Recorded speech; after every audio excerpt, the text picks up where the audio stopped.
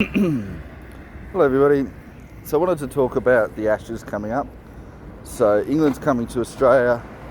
I don't know the exact dates, but it's going to be between November and January, maybe February.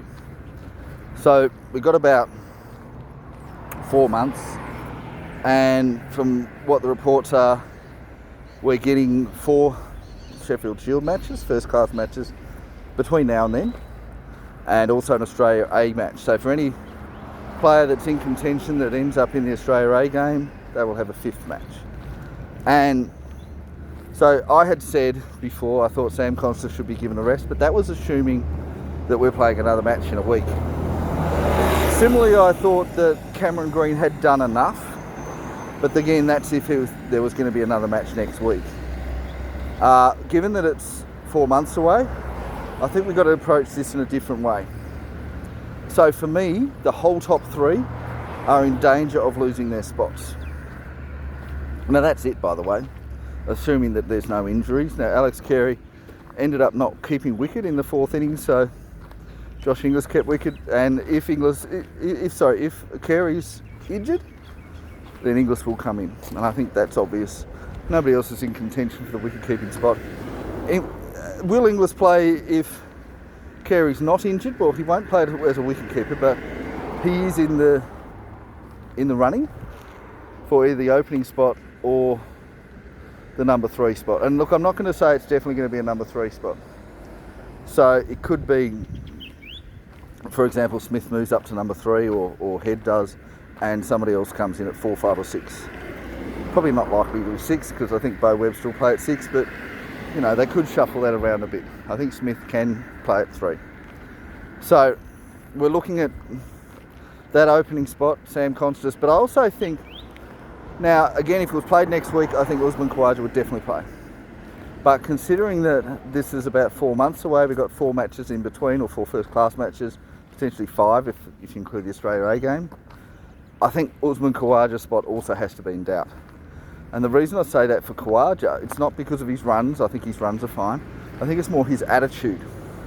And the fact that he's basically treating it like he's in semi-retirement. So if you've ever worked somewhere and you have somebody, maybe they're in their 50s or 60s, maybe even 70s or 80s, and they've decided they're going to come in for 1 day a week or 2, well, they'd probably drop down to 4 days a week, then 3, then 2, then 1, and then it's just half a day here and there. And you know, and a lot of places won't tolerate that. But if they're, for example, let's say they're a doctor, they're a nurse, they're a psychologist, you know, that kind of thing, they might be tolerated. And they might be allowed to do that sort of thing, particularly if they're a doctor, particularly if they're a senior doctor, a specialist, that sort of thing. Yeah, you'd probably be allowed to do that sort of thing. But for a lot of people, they would just be given the flick. And I think realistically, if Usman Khawaja had that attitude and there was any pressure on his spot, he would be given the flick. But because Constant is not doing well enough to challenge him, and there is nobody else after Constant, I think Khawaja's allowed himself to do that. And that also means that he's vulnerable for his spot being removed, and he will lose his spot. So I think obviously Constant is in the most danger, but I think then Khawaja is almost in as much danger because of the amount of time, and because he's 38, and that's past the age where most people retire. Most people retire about age 35, 36. Some a bit younger. 38 is already pushing it. You know, Warner retired almost 2 years ago, and he was pretty much the same age as Khawaja when, you know, they were the same age when they were playing. So Khawaja's sort of 2 years past his time, although he was a bit of a late bloomer, while Warner got into the side quite early on in his career. So yeah, I think realistically Khawaja's in doubt. Now, I'm also going to say that they are incumbents, and what that means to me is that if somebody else does roughly the same as them, they're keeping their spots for all 3. Now, I've got Constant in the most doubt, then Khawaja, then Green, and that means that the amount that somebody coming in has to beat them by is bigger the further down they go. Now, with Constant, they just have to beat him. They don't have to beat him by much, they just have to do better. With Khawaja, they have to do quite a lot better, and with Green, I think they have to do a real lot better. to be able to go into the spot. Now, as for who's in contention, I'm going to say for the 2 opening spots, they have to be, I'm going to give them some criteria. So the first one is that they have to have played at least 6 first-class matches before this season. Now, there might be an exception if maybe they've only played 1 or 2, or maybe this is their debut season, and they do it unbelievably well. But I'm probably going to want them to have played at least 1 season, at least most of 1 season, before they're even considered. So that's the first criteria. Second criteria is that they need to average 30 or more. So I'm not going to have someone like the Jake Fraser McGurk that averages 17. I don't care how well he does this year. He's averaging 17 for his previous years. He's not in contention. The third thing is that I need them to be a regular opener.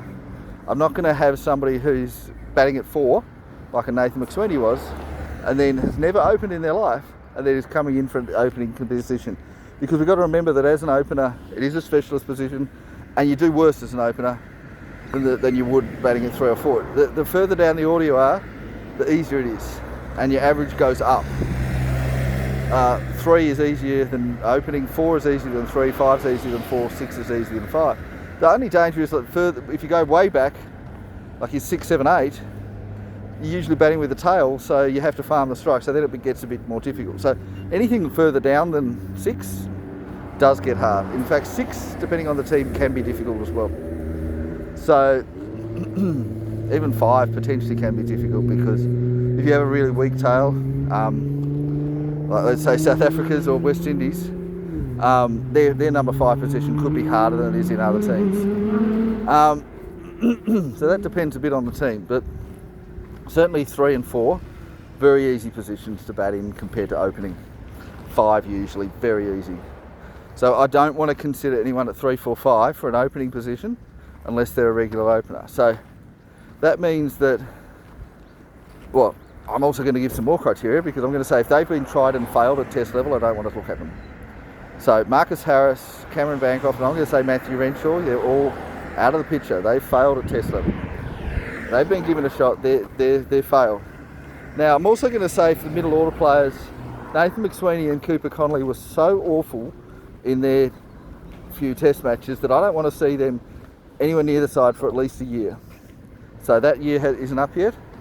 Anyone who actually saw Nathan McSweeney play will be able to say he looked like a deer in headlights. It wasn't his score, it was how he looked.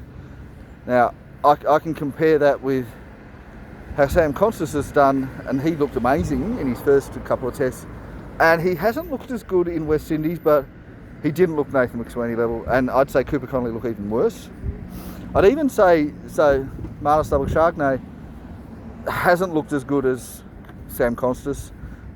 It's not much of a margin between those two, but you know, and look, I would consider Labuschagne for a middle order position. I'm not going to consider him as an opener, but I'm going to consider him for a number 3 if he can get back into amazing form. And he needs to go past Green. Green's there right now. If they are even, I'm sticking with Green. If they're even close, I'm sticking with Green. So let's get some numbers going. So for Constas and Khawaja, I'm going to say if they, in their 4 first-class matches, can average 40 or above this year, not counting any matches before this year, but if they average 40 or above in their 4 matches, they're in. And it doesn't matter what anyone else does, they're in. I'm going to put an asterisk on that, so if somebody else averages 120, maybe they're going to beat them, but that's pretty much their limit. So they need to get below that to be vulnerable. Right, now again, Constas is more vulnerable than Khawaja, but they're both vulnerable. So they need to get below 40 in their 4 matches just to be a chance of missing out. And then of course we need other players to do better. Now, I'm also going to say that the number of 50s and the number of centuries does matter. And I'm going to say to keep their spot, they're going to want to have 2 half centuries. I'm going to say ideally 1 century, at least 1 century and 1.5 century. But look, if they got just 2 half centuries, it's probably just about going to be enough. But if they only got 1 half century, I don't think it's enough. If they get 2 centuries, then that's more than enough. And if they get more than 2 centuries or more than 2 half centuries, then yeah, they're pretty confident of playing. So that's the first thing. So then somebody else coming through is going to have to do better than that. And they don't have to do much better because those two are holding on to their place very thinly, very narrowly. So you just, like, let's say that Constas averages 38 and gets 1/2 century. And let's say that a Jake Weatherall, for example, averages 41 with 2/2 centuries. Weatherall's playing. So it doesn't have to be a big margin. And let's say that Khawaja averages 37 with 1/2 century. And let's say that, I don't know who else is going around, Henry Hunt, let's say, averages 45 with a century and a half century. He's playing. So you could have Henry Hunt and Jake Weatherall play. They meet the criteria. Now I'm going to say that most of the state openers meet the criteria. Now the exception, as I said, is Marcus Harris,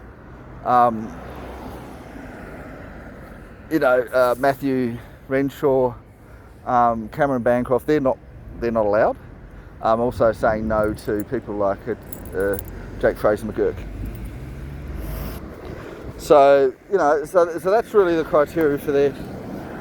They just need to do slightly better. So it's not really a bat off so much as it's, doing a little bit better than those two. If it's roughly the same, so it's 38 versus 37 and they both got the same number of half centuries, the incumbents stay. So they need to do better. It doesn't need to be a massive amount better, but it needs to be better. It can't be the same, it can't be roughly the same. It needs to be a little bit better. It doesn't need to be significant, but it needs to be a little bit better. And they need to meet those criteria. So we're not going to be considering Nathan McSweeney. He's not in consideration for anything. But if his year was up, he'd be considered for a number 3 or 4 spot. Now I could consider Josh Inglis opening. I've said that before, but I'm going to want him to open first class level, which I don't think he is very often at the moment. He's going to need to start opening. If he wants to be considered for the opening slot, and I think he could make it, he needs to start opening this year. So I'm going to consider him, but only if he's opening. If he's not opening through state, he's not in consideration. So I'm going to want a proper opener. I think we need one. Now for the number 3 spot, I think the margin is a bit bigger that they need to beat. So I'm going to say for Cameron Green, he's keeping his spot if he averages 30, not 40, but 30. Well, let's say 35. So average of 35, and he's going to need to get 1/2 century. So he doesn't need to do as much as Constas and Khawaja. Plus it's a bit easier, he's batting at 3. So he's probably batting 4 or 5, I don't care what number he bats at. He can bat at whatever number he feels like. He's going to need to get an average of at least 35, and let's say 1/2 century minimum, and he's keeping his spot. As long as he's showing a little bit, he's keeping his spot. But let's say he doesn't do that. Say he averages 28, no half centuries. Then he's in danger. Now, who's in contention? Well, I'd say pretty much anyone. Now, obviously, Marnus Labuschagne you might not consider. So he needs to do a bit more because of his bad run of form. But let's say that he gets 3 centuries and averages 72, he's playing. I'm sorry, we're certainly considering him. We might not guarantee him a spot, but he'd be in discussions. And then you've got players like a Curtis Patterson. I'm not putting Patterson into open unless he's opening regularly, and I don't believe he is. So, but Patterson could play at 3. He's got a good test record. He was fine. Peter Handscomb could play. He could play at number 3, and pretty much anyone could. I'm going to say average of 35 before. Well, let's just say 30 before this season, and at least let's say 10 matches before this season, because I think for a middle order they need to have a bit of experience. So let's say Jake Lehman does well, he's playing. Cooper Connolly again is not playing. Don't care what he does, he's shown he doesn't have the temperament for Test cricket. So, and again, Nathan McSweeney is not playing because he looked like a deer in headlights, so he's not playing. So I think most likely Cameron Green will end up playing, but if he has, let's say that he gets duck, and he looks absolutely hopeless, unless he's bowling, he's not in contention. Now, that's the other thing. If he's bowling, depending on how well he's bowling and how reliably he's bowling, he might not even have to do as well as that. And then you start looking at the other all-rounders. Do we want 2 all-rounders in the same team? Probably not. I think that's one too many, but you know, it probably wouldn't hurt to have a second bowling option. Now, is Beau Webster guaranteed? I'd say Beau Webster is guaranteed no matter what he does. I don't need Beau Webster to get any runs in that four matches. It's nice if he does, but I don't need it. And so he can get duck, and he's fine. I think that whatever all-rounders we have going around, we've got a few. I don't think that they're in contention to replace Beau Webster. Also don't think Alex Carey's in any danger, and none of the bowlers are in any danger unless they get injured. And we know the pecking order for them. So it's really only those 3 spots, and really only 2 of them probably, unless Cameron Green does really hopelessly and somebody else does amazingly well. And even then we're just going to have a discussion, we're not guaranteeing. And I think most likely we will keep Cameron Green, at least to start with. But it might be, if Cameron Green's in a terrible run of form, he might only play the first test or the first 2 tests. He's not guaranteed for the whole season, the whole series, but most of the others are. So, you know, 8 players are guaranteed for the whole 5 tests, no matter what they do, unless they're injured. Cameron Green's not, and neither of the openers are.